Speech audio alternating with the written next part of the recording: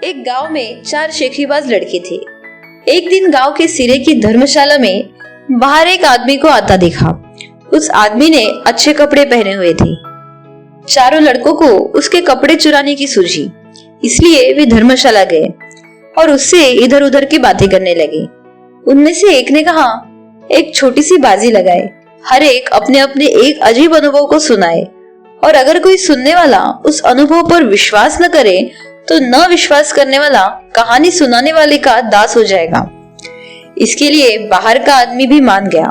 शेखीबाज लड़के संतुष्ट हुए, चूंकि वे ऐसी कहानियां सुनाते थे जिन पर किसी का विश्वास नहीं हो सकता।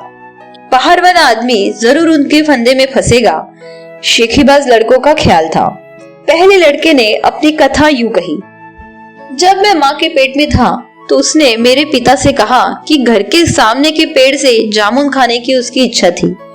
मेरे पिता ने कहा कि वे इतने बड़े पेड़ पर न चढ़ सकेंगे। मेरे भाइयों से जब उसने पूछा तो उन्होंने भी यही कहा। मुझे तरस आ गया। मैं माँ के पेट में से निकला, जामुन के पेड़ पर चढ़ा, जामुन तोड़कर मैंने रसोई घर में छुपा कर रख दिए। फिर मैं माँ के पेट में इस तरह घुस गया जैसे कुछ हुआ ही न हो। मेरी माँ ने जितने जामुन चाहे उतने खाए, कुछ गांव में बांट दिए, बाकी जो बचे उनको गली में डाल दिया। वे भी इतने थे कि एक टीला सा बन गया।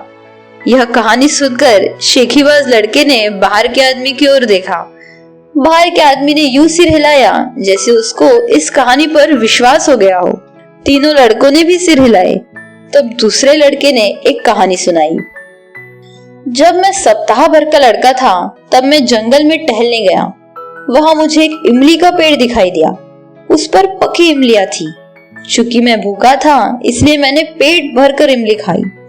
मस्ती सी आ गई और उस मस्ती में मेरे लिए पेड़ से उतरना मुश्किल हो गया।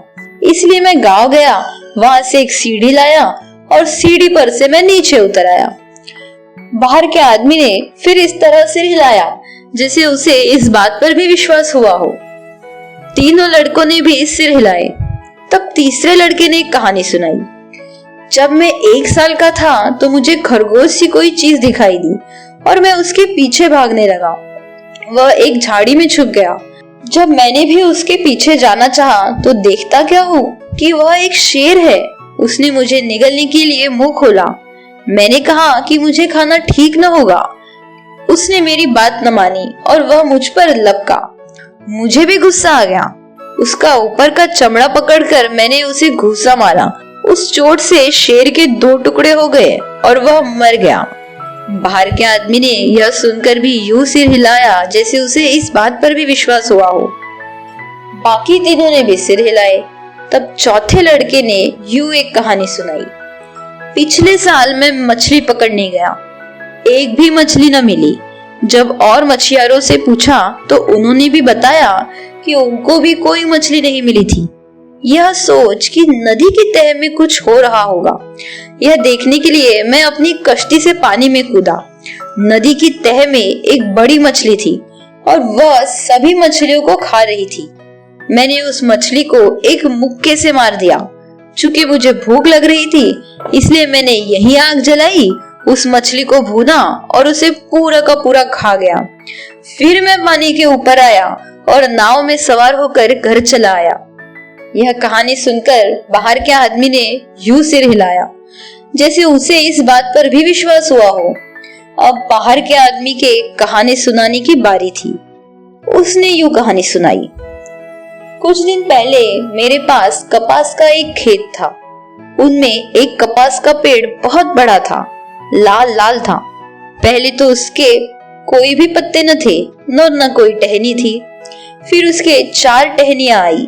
एक एक टहनी पर एक एक फल आया। 4 फल निकालकर जब खोले तो 4 फलों में से 4 युवक निकले। चूंकि वो मेरे खेत में लगे 4 फलों से निकले थे इसलिए वे चारों मेरे गुलाम थे। उनसे खेत में काम करवाया। चूंकि वे नीरे आलसी थे इसलिए वे कुछ दिन काम करके भाग गए। उन्हें खोजता मैं यहाँ आया और आखिर में उनको यहाँ पा सका। तुम ही वे चारों हो, तुम मेरे साथ मेरे खेत चले आओ। यह कहानी सुनकर चारों लड़कों के चेहरे उतर गए। उनके सामने अच्छी समस्या थी। कहानी यदि वे सच बताते तो यह मानना होगा कि उसके वो गुलाम थे। कहानी यदि झूठ बताते तो शर्त के मुताबिक उनको उसका दास बनना ही था। धर्मशाला के और लोगों ने पूछा, क्यों नहीं बताते कि यह कहानी सच है कि नहीं, परंतु उन्होंने कोई उत्तर नहीं दिया। खैर, जो तुम्हारे बदन पर कपड़े हैं मुझे दे दो, मैं तुम्हें छोड़ दूंगा, बाहर के आदमी ने कहा। यह उनके कपड़े बटोर कर गांव छोड़कर चला गया।